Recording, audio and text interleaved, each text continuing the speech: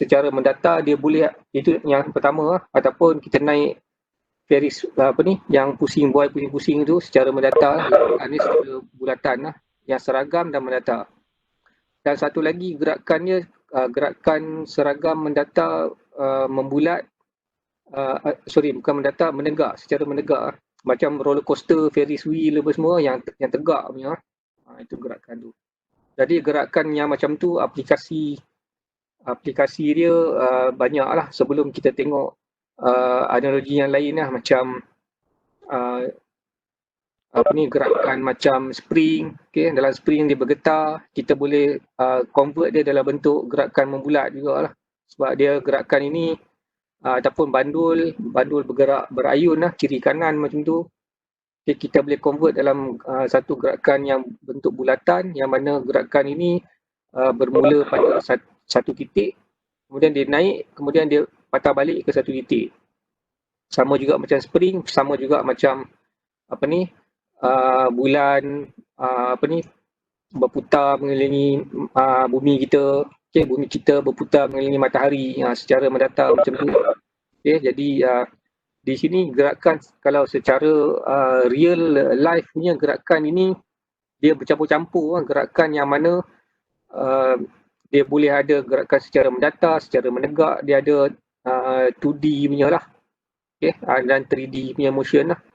Jadi dekat sini kita hanya baru start, kita nak belajar gerakan ni, kita pecah kepada dua gerakan. Satu gerakan mendatar, kita tengok macam mana dia jadi, gerakan menegak macam mana dia jadi. Kalau real life dia macam-macam gerakan lah. Dan juga kalau real life, untuk gerakan ini, gerakan objek bergerak dengan hal laju yang berubah-ubah lah. Masa dia buat turn, hal laju lain. Masa dia turn dekat point lain, hal laju lain semua. Tapi untuk gerakan ini, untuk lebih senang kita faham, gerakan ini hanyalah valid untuk hal laju yang seragam saja. Maksud dia kalau ambil corner tu dalam bulatan, laju dia 80 km per jam, semua arah, semua bulatan tu dalam 80 km per jam. Boleh ada hal laju yang berbeza-beza dalam bulatan tersebut lah. Untuk situasi ini, gerakan ini adalah seragam. Dia punya hal laju dia.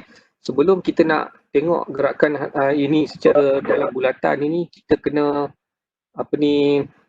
faham dululah. Sebab dalam bulatan ini, kita anggapkan dia adalah satu bulatan yang jejari dia adalah sama lah. Sungguh pun kalau dalam bulatan macam bumi mengelilingi matahari, dia ada disebut sebagai elliptical punya motion lah. Dia bukannya sekular bulatan penuh. Cumanya dia punya study tu kita boleh ambil partial punya bulatan lah, macam tu. Partial, setiap bahagian point A ke point B punya bulatan macam tu. Jadi valid untuk gerakan ini adalah constant speed. Yang mana bila dia bergerak itu, laju dia sebenarnya berubah, laju yang sama, tapi arah directionnya berubah-ubah lah kalau kita tengok dari segi laju dia. Sebab dalam hal laju kita tahu bahawa hal laju adalah quantitative vector. Jadi untuk quantitative vector dia mesti ada value dan juga arah. Dalam bulatan ini arah dia sentiasa berubah lah. Sungguh pun dia punya value dia sama. Macam tu. Constant. Jadi dekat sini akan wujud satu lagi keadaan direction lain lah untuk situ. Nanti kita tengok yang berikutnya. Kemudian contoh-contoh dia ni yang scalar motion saya dah sebut tadi. Application dia untuk objek yang berputar macam satellite motion, orbit, bulan, bumi mengelilingi matahari, bulan mengelilingi bumi. Kita ikat tali batu dan tali, kita pusing dia sama ada secara tegak ataupun secara mendatar. Yang ni stone ikat dengan tali ni, aplikasi dia macam orang zaman-zaman purba dulu lah, dia orang nak memburu kan. Pernah tengok kan, dia ikat batu dengan tali, kemudian dia pusing lah kat situ. Dia lepas dia pusing dan kemudian dia lepas pada kedudukan tertentu, batu itu pergi kena buruan dia. Kemudian kereta turning dekat curve, dekat track. Kemudian kalau lebih kecil lagi kita tengok pada elektron moving lah dekat dalam apa ni, magnetic field. Okay, kita boleh study lah dalam tu lah. Okay, kemudian kita ada gear dalam melibatkan mechanical motion, iaitu moving gear lah kat sini. Jadi semuanya melibatkan satu putaran lah, dia berputar dalam satu kedudukan tertentu. Dia bermula pada point A, dia berputar, kemudian dia sampai balik kat point A tu.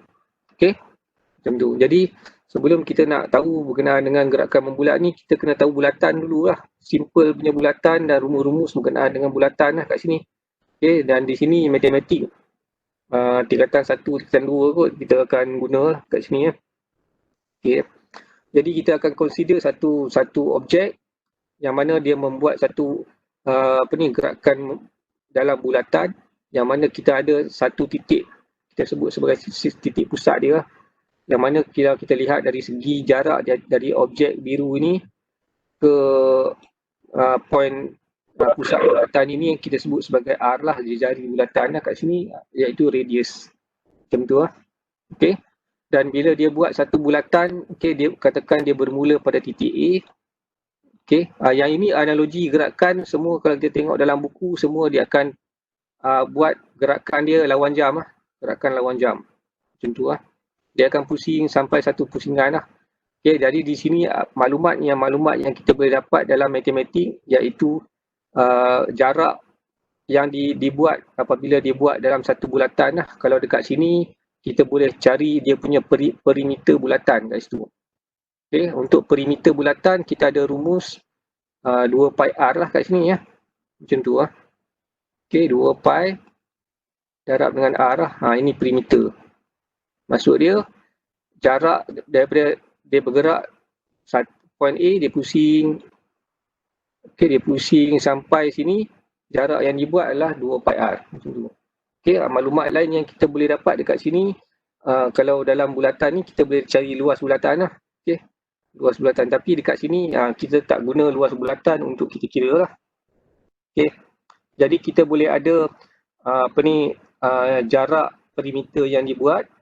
Okay, ukur lilik bulatan tersebut, ataupun dia boleh lihat jarak yang dibuat kalau point A dia mula dekat, katakan dia berhenti dekat point B kat sini. Okay. Jadi dekat sini kita ada, dia bermula point A, dia bergerak sampai point B. Kita ada satu macam sepotong kek lah kat sini pada sudut tertentu lah. Okay, maklumat lain yang kita ada dekat sini, ada jari bulatan, kemudian sudut yang dibuat bila dia mula pada point A, dia stop dekat point B, sudut yang dibuat, dan juga kita sebut sebagai panjang ataupun jarak lengkung tu, jarak lengkung iaitu S. Okay, disebut sebagai distance of arc, macam tu lah. Okay, jadi kat sini kita boleh dapat maklumat macam jarak lengkung daripada A ke B, lepas tu sudut yang dibuat dia bermula daripada A ke B, iaitu theta ni. Okay, dan juga kita ada R. Dekat sini dalam matematik kita ada hubung kait antara tiga-tiga ini, iaitu untuk dapatkan panjang lengkung kita ada S sama juga dengan R theta. Ini rumus dia. Okay. Yang mana S ini unit dia dalam meter lah, panjang dalam unit meter, R radius juga dalam unit meter, theta ini unit dia dalam unit radian. Okay. RAD ya, radian. Macam tu lah. Okay.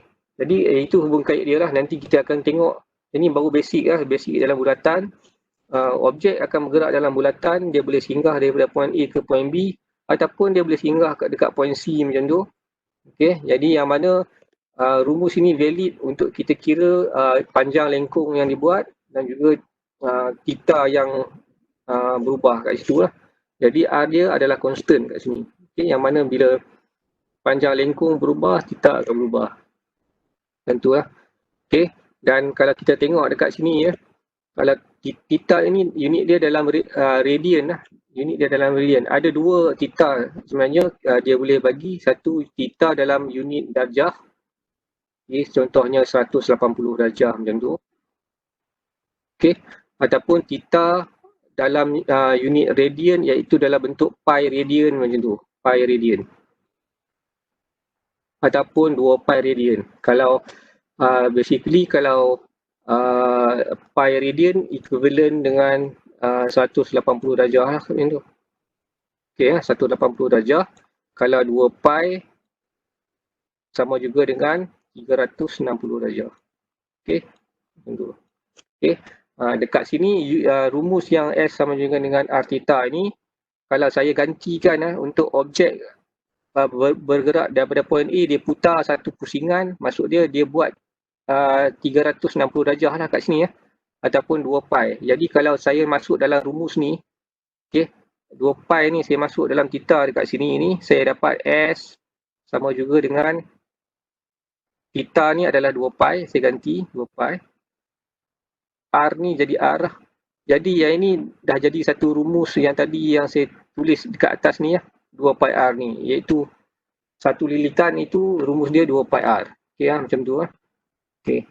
Jadi ini adalah matematik. Jadi maklumat ini berguna kemudiannya dalam bila kita ada jarak ataupun panjang lengkung, kalau kita ada masa kita boleh dapat hal laju okey, yang mana rumus dia hal laju sama juga dengan jarak ataupun S bahagi dengan T macam tu okey, macam tu. Okey jadi yang S ni kita ada, yang S ni boleh ada, kalau saya bahagi dengan T, saya boleh dapat V lah kat sini. Macam tu. Okey dalam objek yang bergerak dalam bulatan ini, okey, yang mana maklumat yang kita boleh ada iaitu R, theta, S kita boleh dapat. Dan bila dia bergerak daripada point A ke point B ke point C, dia kalau kita ambil masa, kita cerak masa dia, kita boleh dapat benda lain lah. Okey. Jadi yang ini kita boleh dapat laju ataupun hal laju satu. Kita kemudian boleh dapat pecutan dia. Okey. Jadi kita ada jarak, kita ada masa, kita boleh dapat hal laju, kita boleh dapat pecutan kat sini. Semuanya ciri-ciri hal laju dengan pecutan dalam gerakan membulat ini macam mana lah. Kita nak kena tahu kat sini. Okey Jadi sebenarnya bila objek berputar, kita anggapkan gerakan ini secara dia mempunyai laju yang seragam di setiap titik A, titik B, titik C ni laju dia sama kat sini. Okey, cumanya kalau kita tengok dekat sini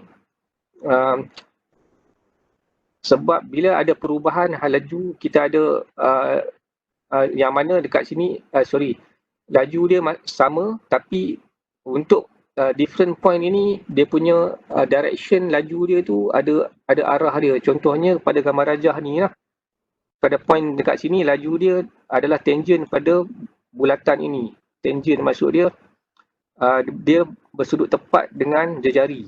Okey, jejari bulatan. Arah dia ke arah sana Kalau kita ada point dekat sini, V dia arah macam tu. Okey tangent Kalau dekat sini. Yang mana kalau dia punya laju dia adalah constant tapi dia punya direction dia berubah di setiap titik. Okey Jadi bila direction berubah di setiap titik, kita ada hal laju dia lah kat sini hal laju. Dia ada laju, dia ada hal laju. Okey, laju adalah kuantiti skala, hal laju adalah kuantiti vektor. Yang mana value dia sama tapi dia punya direction dia berubah. Okey Yang mana dia punya gambar rajah anak panah dia untuk gerakan lawan jam ini adalah 90 darjah terhadap pusat jejari bulatan dia. Sini 90 darjah. Mesti 90 darjah. Okey Macam tadi yang saya sebut tadi, macam ni orang-orang zaman kuno dulu memburu, dia ikat batu dengan tali. Jadi dia kemudian dia putar lah. Okey Anggapkanlah yang ni putaran ini kita tengok daripada atas lah. Maksud dia hayun dia pusing tali yang diikat pada batu tu secara mendatar lah. Maksud dia pusing ikut kepala macam tu Kita tengok dia daripada atas macam ni. Jadi dia boleh tentukan macam mana dia nak lepas dia punya tali tu. Kalau dia lepas pada point dekat sini, batu itu akan terbang arah ni macam tu. Okey Kalau dia point dia lepaskan batu tali pada arah ni, batu akan terbang arah ni. Itu. Jadi dia kena pastikan position binatang-binatang yang dia nak buru tu dan juga dia kena pasti point mana dia nak lepas, macam tu lah. Jadi kalau analoginya kat sini, untuk objek yang bergerak sama ada kita ikat dengan tali ataupun objek itu macam kita ambil selekoh, sama jugalah dia punya arah direction dia. Okay, macam tu. Jadi kalau contohnya kalau kat sini, kalau kereta pun sama, kalau kita lose control, kita akan tangent pada bulatan tu lah. Kita akan ada hal laju straight point dan hit divider ke apa semua macam tu. Okay.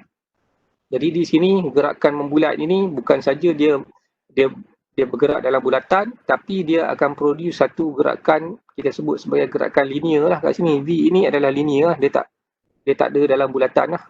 Straight line lah maksud dia. Linear itu adalah straight line. Dia bergerak lurus. Bila ada satu gerakan hal laju lurus, kita ada wujudkan lah kat sini. Cumanya different dari segi arah saja lah untuk ni. Jadi apa maklumat yang kita boleh dapat? Tadi kita ada theta, kita ada theta, kita ada masa. Jadi dekat sini hubungan antara theta dengan masa, kita boleh dapat omega kat sini ya. Yang ini kita sebut omega ini adalah hal laju sudut. Kita sebut hal laju sudut. Ya. Yang mana ataupun dalam bahasa Inggerisnya kita sebut angular velocity lah. Hal laju sudut ini adalah hal laju lengkok dia lah, macam ni lah. Kalau kita lukis hal laju ni, macam tu lah lengkok. Dia punya value omega ni kita boleh kira, iaitu perubahan theta terhadap perubahan masa lah. Yang ni kita boleh juga ambil sama juga dengan theta bagi dengan masa, macam tu. Untuk rumus d theta dengan dt ni, kalau kita lihat kita mula pada point tertentu lah, katakan ini paksi X, ini paksi Y. Ini paksi Y macam tu. Jadi kita mula objek gerakan dia mungkin dekat sini. Dan dia stop dekat sini ya, macam tu. Dia ada perubahan masa lah. Katakan di sini bermula masanya kosong. Ambil stopwatch, start kat sini. Dekat sini baru kira lah. Masa yang kedua dia start. Ni kosong, 1, 2, 3, 4 dekat sini. Jadi different masa ni 4 tolak dengan 2 lah kat sini. Kita boleh ada d theta dengan d theta dt ni. Kita ada t pada kedudukan 2 tolak pada t pada kedudukan 1 lah, macam tu. Ataupun t akhir tolak dengan t awal, macam tu lah. Dan untuk theta yang berubah kat sini, untuk theta yang berubah dekat sini, iaitu theta yang merujuk pada paksi X, kita ada pada paksi X lah, dekat sini theta dia lah. Maksud dia theta dekat sini katakan 160 tolak dengan theta dekat sini katakan 60, macam tu lah. Ataupun straight away dia beri theta terus, kita masukkan theta, dia berikan masa, kita masukkan masa. Jadi gerakan dalam bulatan ini bukan saja ada hal laju linear yang macam ni, jarak bagi masa. Dia ada juga dekat sini adalah hal laju hal laju membulat dekat sini ya. Ataupun disebut sebagai hal laju sudut. Yang mana value dia dekat sini sama juga, kita ada angle, kita bagi dengan masa. Dan unit dia dekat sini adalah radian lah. Yang saya sebut tadi, radian ni boleh ada dua, satu dalam pi, ada satu lagi dalam darjah, dalam degree ni, degree per second. Tapi kebanyakannya jawapan dalam radian per second lah, yang ni, dalam ni, radian per second. Kalau ada degree dalam bentuk degree dia beri, kita kena convert dia ke bentuk radian. Yang mana yang tadi kita ada kaitan antara darjah dengan radian, iaitu kalau 2 pi sama juga dengan 360 darjah. Jadi kita convert lah macam tu. Yang ni adalah rumus yang kedua lah. Selain daripada rumus matematik tadi. Kemudian untuk gerakan ini kita boleh dapatkan juga hubungan di antara hal laju sudut dengan masa lah. Dengan masa. Masa ni bukan masa T kecil tadi ya, ini T besar. T besar ini adalah masa untuk dia lengkap satu pusingan. Okay, maksud dia kalau dia mula dekat point A bulatan tu, dia pusing, dia patah balik dekat sini lah. Ini adalah T besar lah. T besar. Okay, kalau dia point A sampai dekat point B macam tadi ni, ini adalah T kecil ya, T kecil ni. Okay, T besar ini adalah masa yang objek tu berputar, dia pusing satu pusingan. Okay, dia complete one cycle lah kat situ. Okay, yang mana hubungan di antara T besar dengan omega iaitu 2 pi bagi omega.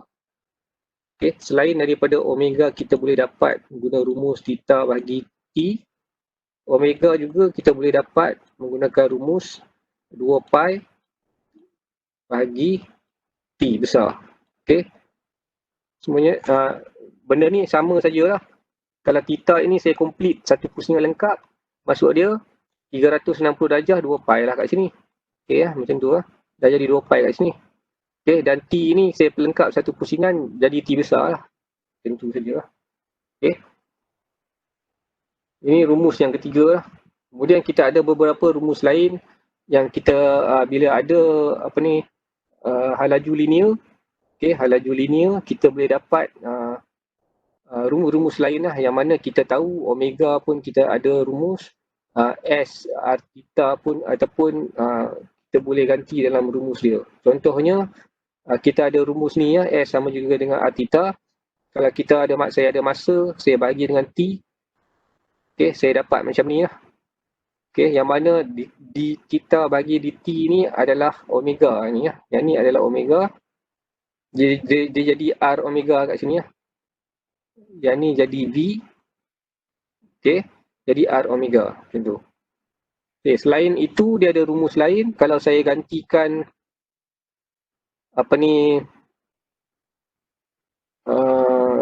kita ada V R omega. Lepas tu kalau kita ada omega ni, yang tadi kita ada 2 pi bahagi dengan T. Okay, 2 pi bahagi dengan T, kita boleh ganti dalam rumus ni. Okay, dia jadi macam ni ya. Okay, jadi ada dua hal laju, iaitu V sama juga dengan R omega ataupun V sama juga dengan 2 pi R bahagi dengan T. Okay, ada tambahan rumus yang lain lah. Jadi ada beberapa rumus lain. Okay, itu hubungan dengan omega. Okay, lepas kita ada hal laju, kita boleh dapatkan pecutan. Okay, untuk pecutan, rumus dia boleh jadi macam ni lah. Okay, yang tadi kita ada V sama juga dengan R omega. Okay, jadi dekat sini saya ada yang mana omega ini, okay, kita boleh ganti dan kita dapat A kat sini lah. Ada 3 rumus. Okay, satu yang ni, satu yang ini, satu yang ini. Okay, ataupun V ni saya bahagi dengan T macam tu. Okay, yang ini saya dapat A lah. Okay, dapat A. Yang ini pula R saya bagi dengan T, saya boleh dapat V kat sini. Okay, lepas tu muncul yang ni lah, rumus ni. Okay, ataupun rumus yang ini saya ganti dengan omega V bahagi R. Okay, kita ada omega ni, V bahagi dengan R. Okay, kita ambil rumus ni, kita pusing dia, omega bagi R, saya ganti kat dalam ni. Okay, saya akan jadi V kuasa 2 per R. Macam tu lah. Okay. Okay, rumus ni masuk dalam ni, dia akan jadi rumus ni. Okay.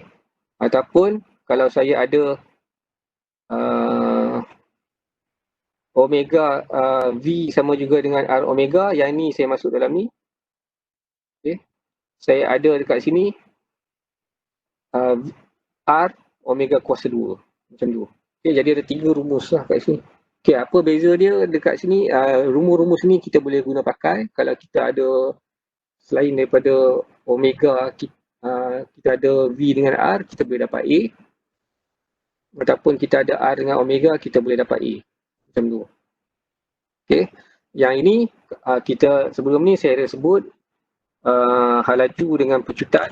Okay, halaju kalau kita lihat pada poin-poin dekat sini ni, halaju dia adalah ikut tangent pada bulatan lah, yang warna merah ni.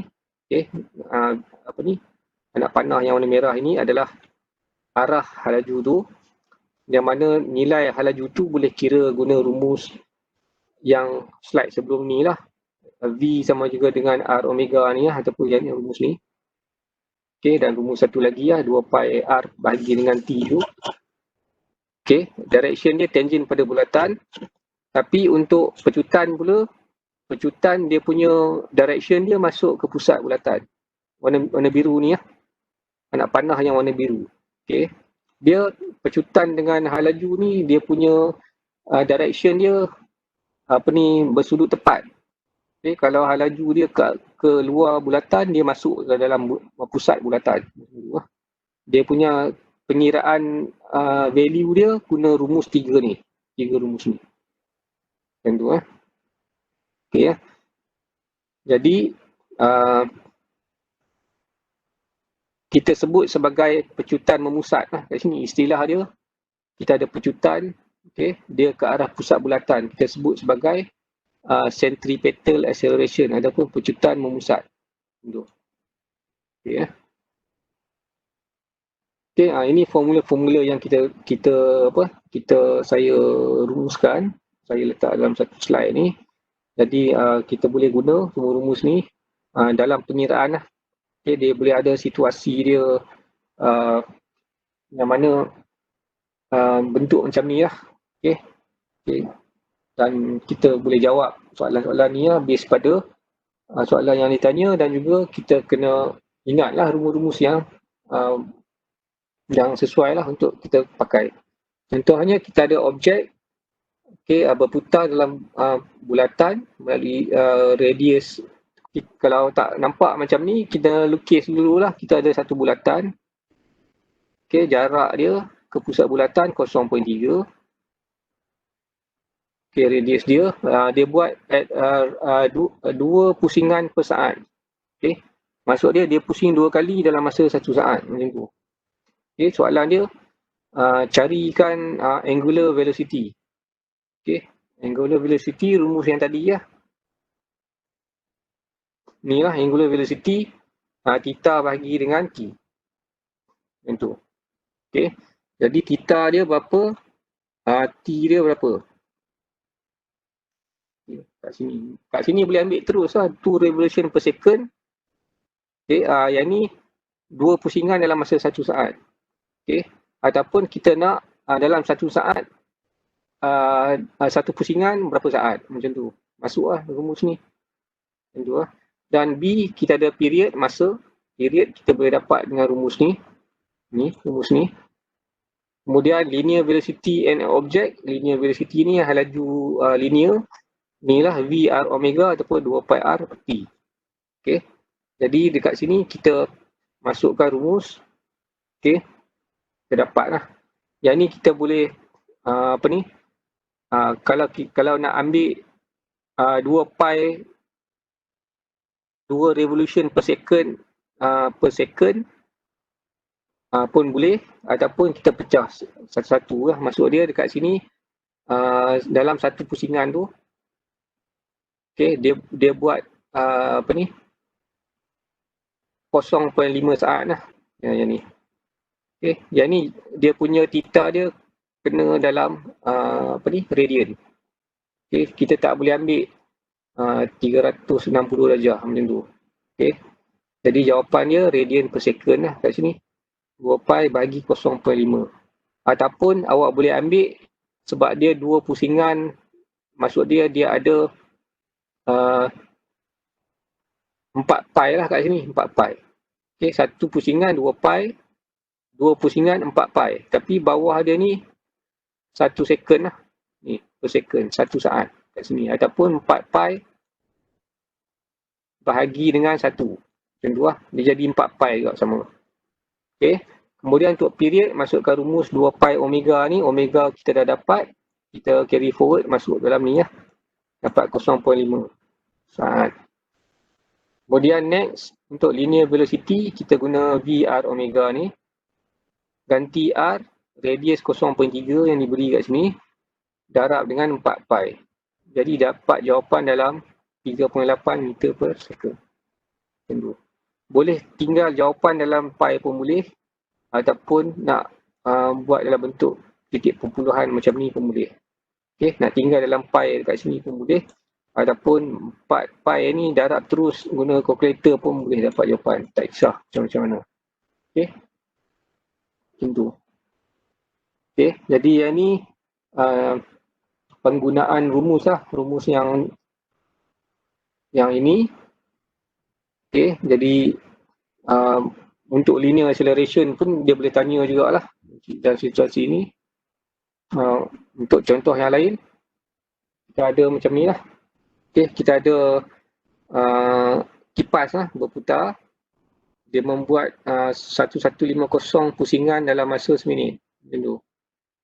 Okay, consider the tip of the blade at the radius of 120 cm. Jadi kena ingat lah, kat sini dia beri dalam cm, semua pengiraan kena tukar dalam meter. Okay, kena jawapan dalam meter, dalam unit SI lah disebut lah. Okay, A, what is the linear distance? Yang ni nak cari V lah. Okay, when the tip move through one revolution. Kemudian yang B, ni linear distance. Kemudian dia ada tip speed, laju tip tu, dan velocity of acceleration. Okay, laju dengan pejutan lah kat sini. Kemudian C, period, tempoh. Ini period ni tempoh untuk dia buat dalam satu pusingan lah. Satu pusingan. Okay. Ini jawapannya lah. Untuk A, linear distance, kita guna rumus S sama juga dengan R theta. Jadi ini dia kata nak dalam satu pusingan lah. Okay, dalam satu pusingan, satu revolution maksud dia theta dia 2 pi lah. Okay, dan darab dengan R adalah 1.2. Okay, yang ni masuk dalam kita ada 7.5. Okay, next kita ada laju dan juga pecutan.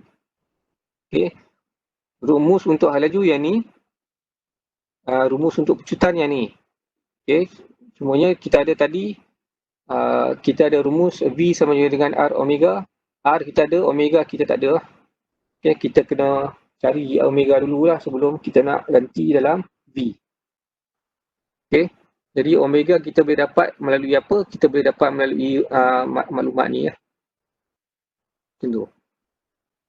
Okay, dekat sini dia ada 1150 revolution every minute. Maksud dia dalam 1 minit RPM 1150. Macam tu lah. Jadi berapa dia punya omega dia. Jadi yang ni dia tukar lah dekat sini ya. Dia ada 1150 pusingan. Tapi kita ada satu pusingan bersama dengan 2 pi bahagi dengan 60 saat. Macam tu. Okay, ya. Sebab jawapan dia kena ada dalam radian dan juga saat. Dia tak ada jawapan dalam radian ke, tak ada. Okay, kita kena convert ke saat. Once kita dah dapat W, kita masukkan W dekat V ya. Okay, dan kita darab dengan 1.2, kita dapat 114.51. Okay, sama juga untuk pecutan. Yang pecutan ni kita boleh guna 3 rumus yang tadi tu. Okay, kita pilih yang mana yang sesuai lah. Yang mana ada data, kita masukkan. Dalam kes ni, kita ada V omega. V kita kira tadi, omega yang kita kira dekat awal tadi. Jadi, dua-dua darab, kita dapat value. Okay, yang mana... Okay, jadi dia ada 3 rumus. Jadi, kita akan guna rumus yang mana ada data. Kalau rumus yang tak ada data, kita kena cari ya data tu. Okay, kita boleh kira. Okay, akhir sekali, kita ada period of motion. Kita ada 2 pi bagi omega. Omega kita 120.43 dan straight kita dapat 0.052. Macam tu lah. Jadi dekat sini dia punya trik-trik dia hanya dekat maklumat-maklumat yang diberi macam ni lah. Okay, kita kena faham lah. Okay, dia trik dekat sini lah. Okay. Jadi revolution, dalam revolution kita kena ada dia punya sudut dia dalam radian, iaitu 2 pi lah. 1/2 pi. Lepas tu minit kita kena tukar dalam saat, dan lain-lain lagi lah. Dia boleh bagi dalam unit-unit lain, dalam istilah-istilah lain macam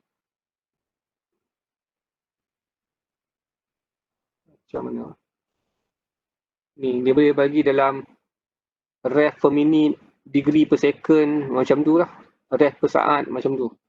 Jadi kita kena baca betul-betul lah untuk kita kira tu, takut salah masa kita kira tu. Jadi asasnya soalan-soalan semua berbentuk macam tu lah. Cumanya application dia mungkin lain-lain lah. Mungkin dia boleh tanya macam-macam lain. Tadi dia tanya pasal kipas, dia tanya pasal objek bergerak bulatan, tu dia boleh tanya dalam bentuk-bentuk lain. Yang mana rumus yang kita ada tu kita kena ingat lah. Dia trik dia dekat revolution tu saja. Dan semua unit dalam degree, dalam sudut tu kena dalam radian. Darjah kena tukar ke radian. Contohnya kalau kita ada diberikan 100 darjah, ni berapa radian? Ni kena tahu lah.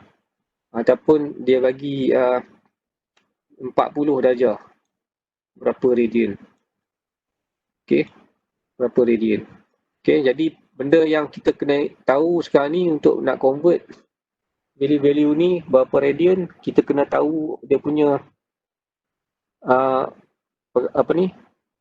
yang umum punya pertukaran lah, macam 180 darjah sama juga dengan pi radian. Ni pi radian. Macam tu. Ataupun 360 darjah sama juga dengan 2 pi radian. Yang ini awak kena tahu sebelum nak convert lah. Macam 160 darjah berapa radian? Macam 90 darjah berapa radian? Macam tu. Next kita ada circular motion of force. Yang ini kita dalam gerakan membulat ini bukan sahaja kita faham berkenaan dengan matematik bulatan tu yang ada laju, ada masa, ada sudut semua, tapi objek yang mempunyai jisim sebenarnya yang berputar lah. Kita boleh letak objek yang ada jisim kat sini. Jadi bila ada objek yang berjisim, kita boleh kaitkan dia dengan hukum Newton yang kedua lah, yang mana kita ada net force is net force is equal to MA lah maksud dia. Yang mana bila pecutan kita tahu, kita boleh kira daya dekat certain point untuk objek yang berputar. Katakan point dekat sini, daya dia berapa daya dia. Dengan apply hukum Newton yang kedua, kita boleh dapat macam ni lah, iaitu akhirnya kita boleh dapat daya net force equal to MV kuasa 2 bagi dengan R. Yang mana nilai A yang tadi tu, V kuasa 2 per R, boleh masuk dalam tu. Dia boleh ada rumus A yang 3 tu boleh masuk saja dekat M. Yang mana yang tadi ni A, V omega, R omega, V kuasa 2 per R boleh masuk dekat dalam F sama juga dengan MA. Ganti je A kat sini. Kemudian darab dengan M. Dapatlah daya kat situ.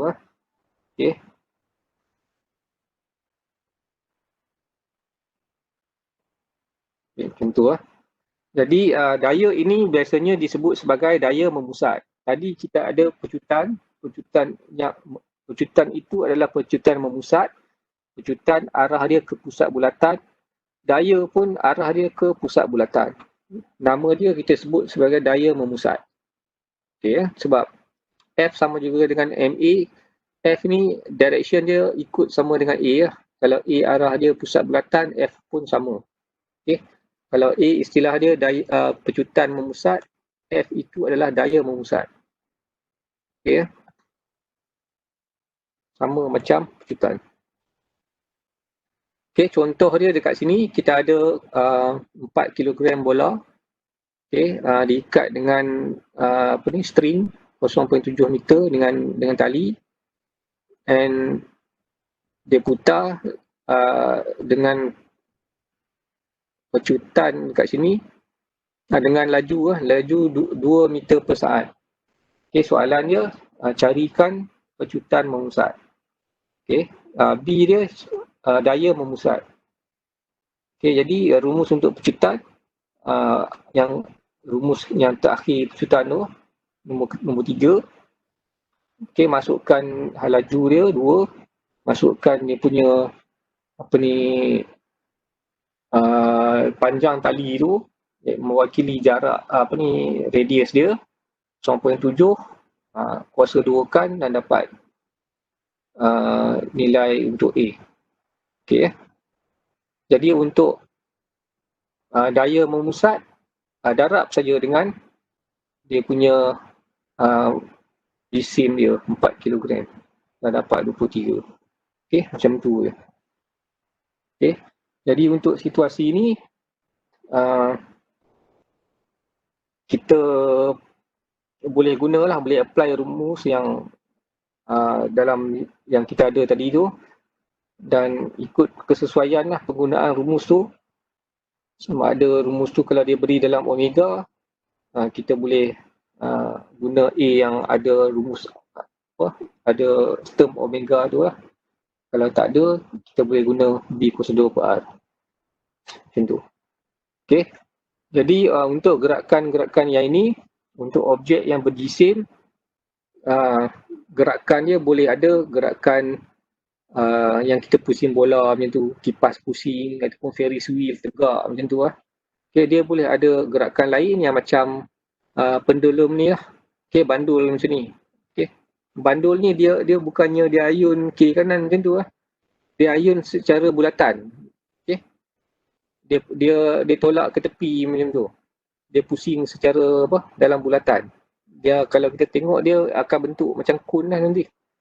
Ada eksperimen bandul yang dia ayun, dia tarik tepi, dia lepas lah. Dia berayun kiri kanan macam tu saja. Okay. Yang ini contohnya objek yang kita ikat dengan tali, lepas tu kita pusing dia dalam bulatan macam tu. Okay. Yang ini apabila objek yang melibatkan tali ni, dia ada tegangan tali dia lah kat sini ya. Dan juga maklumat-maklumat yang melibatkan sudut semua kita ambil kira. Okay, yang ini saya tak nak detail sangat lah sebab dia melibatkan keseimbangan daya, okay, paksi X dan paksi Y dia. Kemudian dia ada equation yang nak kena solve. Okay, jadi yang saya nak bincangkan untuk application ni, untuk gerakan yang menegak macam ni lah, macam Ferris wheel. Okay. Dan lain-lain lagi lah yang macam baldi kita ikat dengan tali, lepas tu kita pusing. Lepas tu kita letak air, kan, kita pusing secara tegak. Okay, ada certain laju kita pusing, air tu tak jatuh. Okay, pada pada kedudukan yang paling atas sekali kan, dia tak jatuh. Kalau dia dekat bawah, iaitu confirm tak jatuh lah. Macam tu. Okay, kan? Jadi yang dekat sini kita akan cuba tengok macam mana kaitan dia lah. Okay. Yang ni untuk aplikasi untuk bandul saya tak nak cover lah. Okay, soalan dia. Okay, kita akan tengok vertical circular motion. Yang ni macam apa ni baldi kita ikat dengan tali, katakan ada air dalam ni. Okay, dia boleh tanyalah air tu melimpah ke tak. Okay, mungkin kita boleh kira lah. Ataupun ada case kat sini, exhibition yang menyebabkan motor tak jatuh sebab apa. Okay. Pada kedudukan paling tinggi sekali yang dekat sini ni dia tak jatuh. Kenapa dia tak jatuh? Okay, sebab ada alasan-alasan tertentu lah. Okay, dia tak jatuh sebab kaitan dia dengan laju lah kat situ lah. Okay, nanti kita tengok kat sini ya. Okay,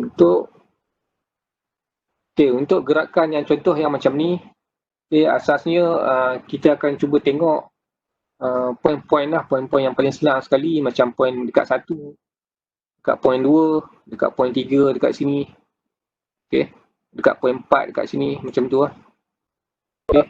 Jadi setiap point ini akan sebab menghasilkan satu, kalau dia melibatkan ada satu daya lah yang force yang terlibat dekat situ lah.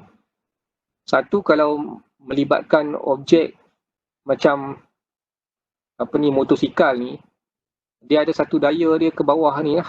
Okey, daya ke bawah macam tu lah. Yang ni daya ke atas lah, yang ni daya macam tu. Kita sebut sebagai daya memusat lah kat sini. Okey. Dan yang ini melibatkan dia free lah, maksud dia tak ada ikat dengan apa-apa. Kalau macam contoh, kalau kita ada baldi tu, kita ikat dengan tali. Okey, tali itu akan ke arah pusat lah. Kita sebut sebagai tegangan tali lah kat sini ya, tegangan tali. Okey, analogi yang sama lah macam untuk situasi ini. Okey, untuk objek yang tak ikat macam motosikal ni, dia ada satu daya ke arah pusat ni lah. Okey. Sungguh pun ada satu daya yang counter dia lah untuk balance lah pada kedudukan ini ya. Macam tu. Okey. Jadi kita tengok satu-satu lah apa komponen daya yang terlibat dekat point masing-masing. Contohnya dekat point 1 ni. Okey. Dekat point 1 lah. Kita ada paksi Y saja yang terlibat lah. Untuk situasi ni paksi Y saja yang terlibat, paksi X tak memberi apa-apa makna kat sini. Okey. Jadi yang paksi Y yang terlibat kita ada 3 komponen daya. Yang pertama sekali adalah berat objek tersebut, iaitu W. Okey. Pada masa yang sama dia ada satu daya ke arah pusat. Macam tu. Iaitu kalau melibatkan tegangan tali, dia ada satu daya tegangan tali ke arah pusat ni. Okey. Dan dia ada satu lagi daya yang counter untuk objek ke arah ini. Okey ya, iaitu daya kita sebut centrifugal force kat sini ya. Okey. Jadi ada 3 daya. Untuk situasi 1, untuk objek pada situasi 1 ni basically nilai T ini adalah T yang positif, kita akan tolak dengan mg lah kat sini. Dan sama juga dengan mv kuasa 2 bahagi dengan R. Okey. Jadi untuk situasi baldi kita ikat dengan tali, untuk dapatkan tegangan tali dekat point 1 ni, kita boleh dapat melalui rumus ni ya. Okey. Untuk situasi point 3, untuk point 3 yang kat sini, kita ada 2 daya ke arah bawah, iaitu T3 mg, dan dia ada satu counter daya ke arah atas, itu centrifugal force lah, yang mana nilai centrifugal force boleh ambil melalui daya memusat dekat sini ya. Macam tu. Okey, yang mana 2 value dia campur. Okey, dan kita tolak ataupun 2 value campur, negatif dekat sini campur dengan yang positif. Okey. Dan akhirnya dia jadi macam ni lah untuk dapatkan T3. Jadi kalau kita pasan lah, kalau kita tengok beza T1 dengan T3, dia ada beza dia dekat campur dekat sini untuk T1, untuk T3 dia tolak kat sini ya. Okey ya, ini menunjukkan bahawa tegangan tali dekat point 1 ni lebih tinggi daripada tegangan tali dekat point nombor 3. Okay, sebab point 3 dia tolak mg ya. Maksud dia dekat sini, kalau kita pernah buat eksperimen ni, kita akan rasa dekat point 1 ni dia punya tali tu tegang lah berbanding dengan point 3. Okay, ada masa kalau laju dia tak cukup laju, tali ni kendur lah kat sini. Okay, ada masa macam tu lah. Ataupun ada masa kalau kita pusing kuat sangat, tali dekat kawasan 1 ni boleh putus lah, sebab dia value dia paling tinggi sekali lah, macam tu. Okay, kalau kita nak beza dengan kedudukan 2 dan kedudukan 4 ni, di sini kedudukan 2 ni daya yang terlibat dia ada daya pada paksi Y mg dengan daya pada paksi X T2 dengan satu lagi daya centrifugal force kat sini ya. Dan value dia adalah mv kuasa 2 per R. Okay, yang mana nilai T2 ni sama juga dengan daya pada T2 ni sama juga dengan daya pada mv equals 24R. Jadi mg tak terlibat dekat sini dalam ni sebab dia pada direction yang lain. Okay, jadi T2 straight away ambil value mv equals 24R sama juga dengan T4 dengan value yang sama. Okay, pada T2 dengan T4 tu tension tegangan tali dia adalah sama. Pada T1 lebih tinggi daripada T3 tension dia. Okay. Ada keadaan yang mana dia tanya pada situasi tempat-tempat yang lain lah. Contohnya tempat dekat sini. Tempat kat sini, apa value. Okay, jadi dekat sini sebenarnya dia punya tension dia adalah macam tu lah. Ada sudut kat sini lah. Menyebabkan sudut tertentu lah. Theta kat sini. Kita kena ambil kira. Yang mana yang ini kena melibatkan komponen X dan komponen Y dia lah. Sebab mg dia kat sini. Dan juga dia punya centrifugal force area sini lah. Jadi value ini kita kena ambil kira. Yang mana value mg ni kita kena ambil sebab dia ada sudut. Dia bersudut mg. Mg pun ada ambil peranan dekat sini. Kita kena dapatkan value mg yang di sini punya komponen. Jadi pada situasi ini dia punya value dia adalah mg cos theta, yang mana theta ini adalah theta pada titik ini. Macam tu lah. Okay. Jadi untuk point macam point dekat sini, point A ni, okay, kita boleh ambil rumus yang di sini. Okay ya. Ni contoh saja lah. Contoh. Kita ada string dengan jisim 50 gram. Kita pusing, vertical motion, radius dia 2 meter. Okay, dapatkan speed of di sini jika mass has a speed of 5 meter per second, when the spring make angle 30 degree with the vertical, what is the tension? Macam tu lah. Okay. Jadi dekat sini rumus ni berguna. Semuanya pada kedudukan ini kita kena lukis lah. Lukis rumus tu, lukis kedudukan tu dan kira itu lah. Yang ni saya tak nak go through lah. Yang ni boleh balik tengok nanti. Okay. Kemudian lain-lain punya gerakan, kita ada Newton Universal Law of Gravitation. Yang ini melibatkan daya lah, sebab kita sebut daya gravity Newton lah, kita sebut daya gravity Newton. Sebab sebelum ni kita dah ada objek dengan jisim tertentu, bila berputar dengan dalam bulatan dia ada daya lah. Okay. Jadi ini kaitan daya dengan objek tertentu lah. Okay. Yang mana biasanya dia apply untuk keadaan jisim objek yang besar lah. Contohnya daya tarikan antara dua objek yang besar seperti bulan dengan bumi macam tu. Okay, ataupun bumi dengan matahari macam tu lah. Okay. Jadi dalam kes ni apabila ada dua objek, sebenarnya dua objek ni ada keupayaan untuk tarik di antara satu menarik antara satu sama lain. Macam tu lah. Okay, yang ni dia explain dalam bentuk Newton's Universal Law of Gravitational. Maksud dia hukum gravity Newton lah. Okay, yang mana kita boleh lihat hubungan daya dia. Contohnya kita ada bumi dengan bulan ni pada jarak katakan tertentu lah, pada jarak dia macam ni, pada jarak R untuk tekan R. Okay, dengan adanya dua objek pada jarak tertentu, dia ada daya tarikan dia kat sini. Okay. Daya tarikan ke arah bulan dengan F1 katakan. Bulan pun mengarah ke bumi dengan value F2. Sebenarnya nilai F1 dengan F2 tu adalah sama lah dia. Kalau kita kira nilai F1 dapat jawapan, nilai F2 pun sama. Okay. Yang mana daya dia tu opposite direction lah. Dia punya value dia sama. Okay. Yang ini untuk application untuk objek-objek besar. Okay, kalau objek lebih bermakna lah. Kita kira kalau objek yang kecil ni dia macam boleh abaikan lah. Okay. Kita tak rasa lah objek yang kecil. Okay.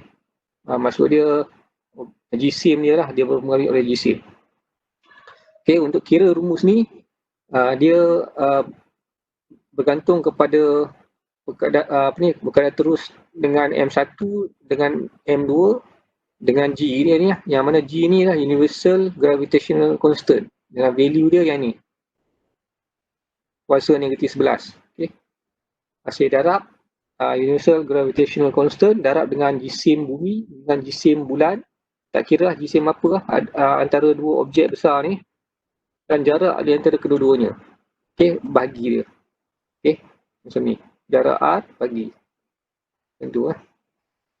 Okay, jadi once kita ada value jisim bumi, jisim bulan, masukkan dalam tu, dan jarak dia berapa ratus ribu kilometer, macam tu, bagi. Dapat F daya macam tu lah. Okay. Ni contoh dia lah. Contoh aplikasi rumus tadi ke atas dua objek yang berbeza jisim. Okay, contohnya A tu kalau football player dengan bumi. Okay. Okay. Football player 100 kg, bumi jisim macam tu lah, kuasa 24 kg tu. Jarak antara dia dua tu boleh ambil kira jarak daripada bumi, pusat bumi ke permukaan bumi lah. Macam tu lah. Okay. Jadi jarak dia ni lah, on surface. Macam lah. Yang ni macam diameter bumi lah. Jadi kita kira, kita dapat 980 Newton. Okay, sebab daya dalam unit Newton. Okay. Ni macam 980 Newton ni sebenarnya dapat daripada rumus F. Sebenarnya sama juga dengan mg lah sebenarnya. Okay. Macam tu saja. Jisim dia 100 darab dengan 9.81 lah.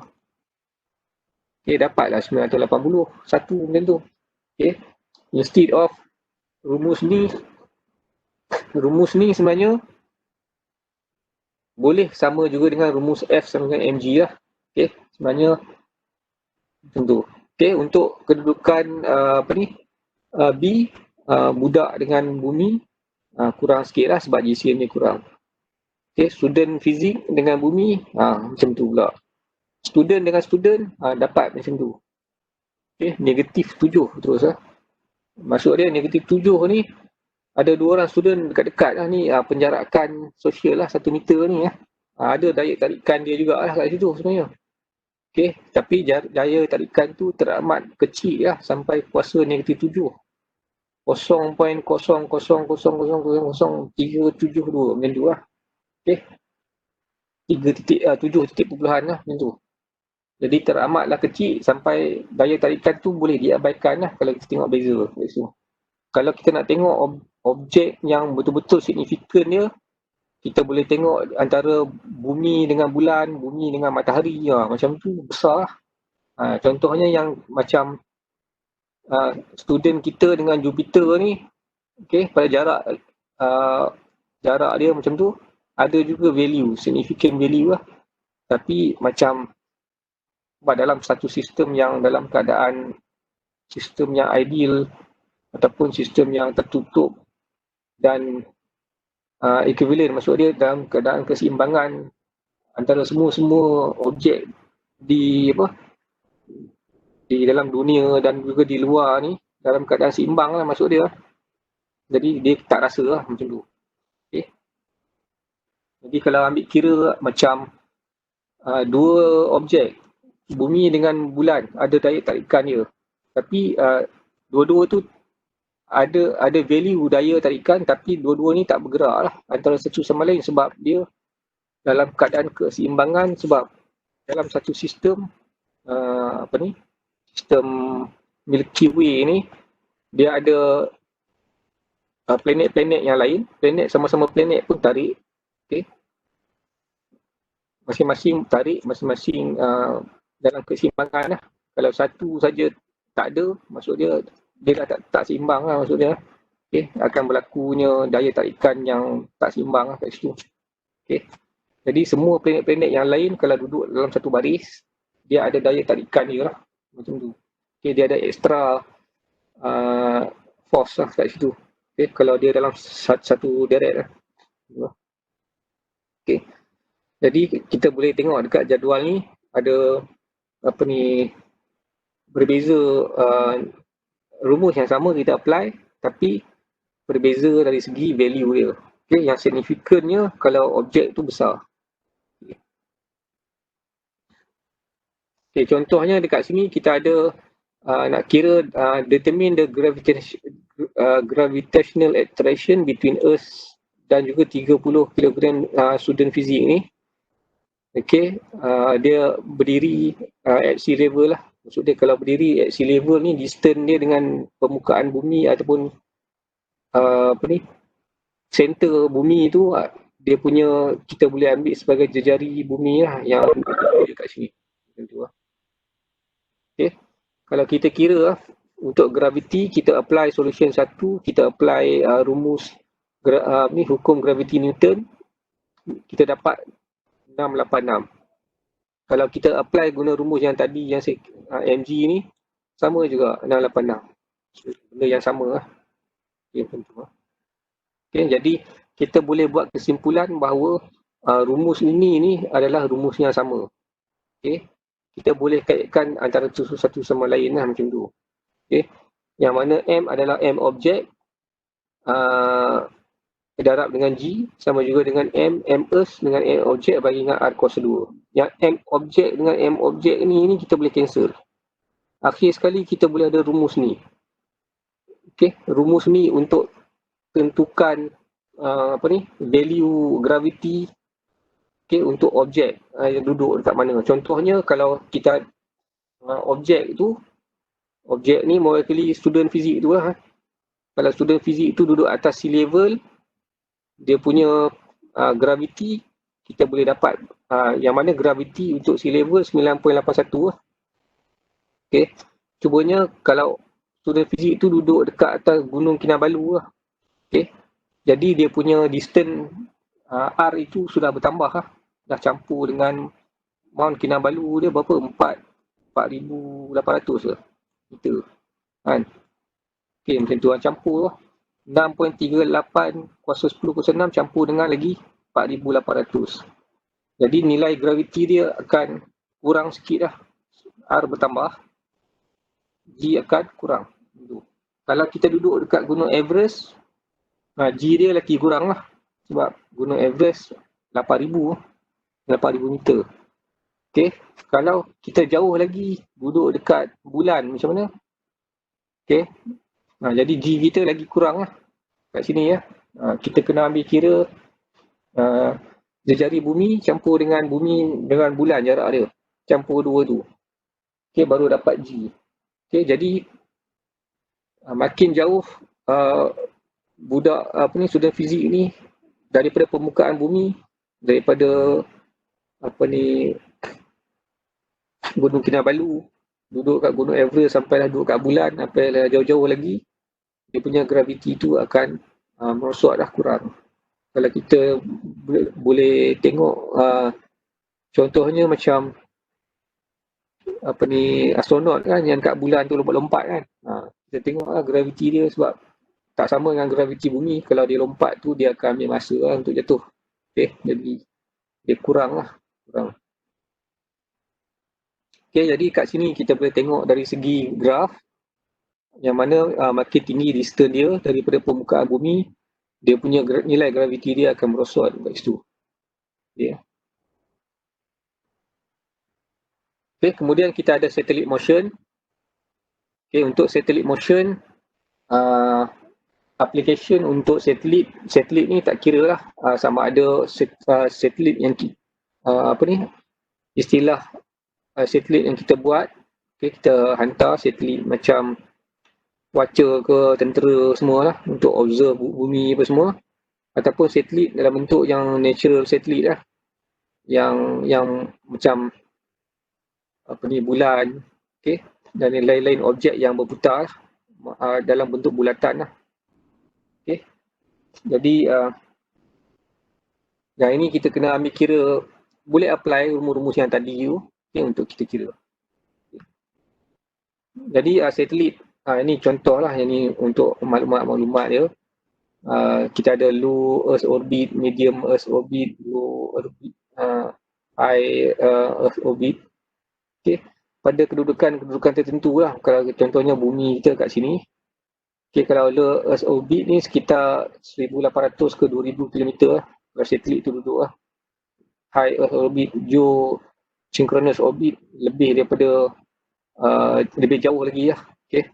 Dan kita ada lunar orbit ni, ini bulan lah. Okay.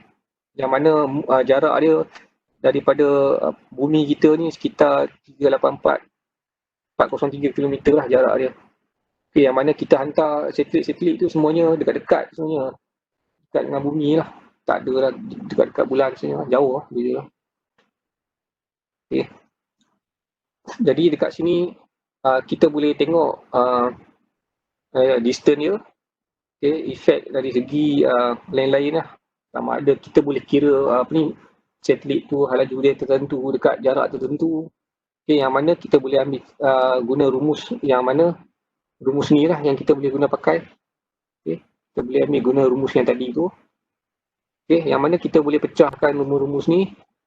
Boleh ada untuk Earth macam satelit M satelit ni dengan M satelit ni kita boleh cancel macam tu lah.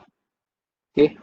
Ataupun kita akan akhirnya kita ada beberapa rumus lah. Kita boleh pecah satu macam ni, satu lagi macam tu. Okay. Sebab bila satelit berada pada kedudukan tertentu, pada jarak tertentu daripada bumi ni, okay, kita boleh apply rumus ni, tarikan antara dua objek. mg pun kita boleh guna, dan satu lagi bila dia pusing ini dalam gerakan membulat, dia ada daya memusat dia, yang mana kita boleh guna rumus ni. Okay, mg kuasa 2 per r. Jadi kita melalui rumus ni kita boleh tentukan hubungkan di antara halaju dengan lain-lain, dengan radius. Okay. Pada bumi, pada kedudukan tertentu, kita boleh kira halaju satelit. Okay. Kita juga boleh kira lain-lain lah, ungkapan-ungkapan yang lain. Okay, ya. Okay, samalah juga kalau macam bumi lah. Bumi ya. Okay, sebab bumi ni kita ada bumi ya, kita duduk atas bumi ni, dia punya distance, okay, dia punya jari bumi untuk bumi berputar pada paksi dia tu berbeza dengan macam orang daripada